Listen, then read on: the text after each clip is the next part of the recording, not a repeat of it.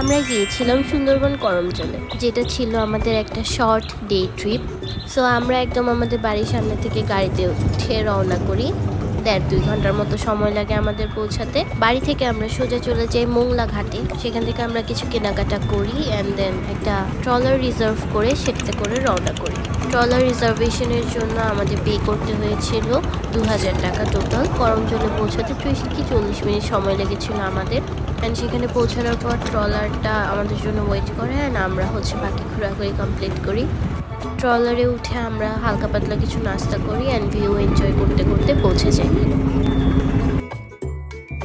And করমজলে গিয়ে দেখি অনেকগুলো ট্রলার সারি সারি হয়ে দাঁড়িয়ে আছে। ট্রলার থেকে নেমেই আমরা হাঁটা শুরু করি। এদিক সেদিক তাকিয়ে দেখি অনেক মানুষ। অ্যান্ড সেদিন অনেক বেশি গরম পড়ছিল। সো আমরা সবাই নিজেদের জন্য আইসক্রিম নিয়ে অ্যান্ড এনজয় করি। দেন আমরা এক্সপ্লোর করা শুরু করি। হেঁটে হেঁটে আমরা ভিউ এনজয় করি। চারপাশটা যখন দেখছিলাম, একদিকে অনেক গরম, অন্যদিকে অনেক মানুষ। তারপর আবারও খানা পিনা। এখানের এই পেয়ারা মাখাটা আমার স্পেশালি খুব বেশি মজা লেগেছিল। তো আমরা এটা টোটাল 2বার নিয়েছিলাম। সবাই একসাথে বসে আমরা পেয়ারা মাখা এনজয় করি। দেন এগেইন আমরা সবাই মিলে আইসক্রিম খাই। খাওয়া পর্ব শেষে আমরা চলে যাই ফুড টেইলিংয়ের উদ্দেশ্যে। এই রাস্তাটা খুবই কাম অ্যান্ড সুদিং ছিল। অ্যান্ড দেন ফাইনালি সেই ব্রিজ। এবার আমাদের শুরু হয় হাঁটার যুদ্ধ।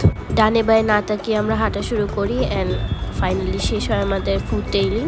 ব্রিজ থেকে নেমে আমরা খুবই এক্সস্টেড ছিলাম। গরমে সবাই খুব বেশি ক্লান্ত হয়ে যায়। আর সামান্য হাঁটাচলা করেই দেখতে পাই এখানে একজন আঙ্কেল ডাব সেল করছেন। সেখান থেকে আমরা একটা ডাব নিই। এটা খুবই রিফ্রেশিং ছিল। ডাবের শ্বাস দেখে আমার এক্সপ্রেশন ছিল।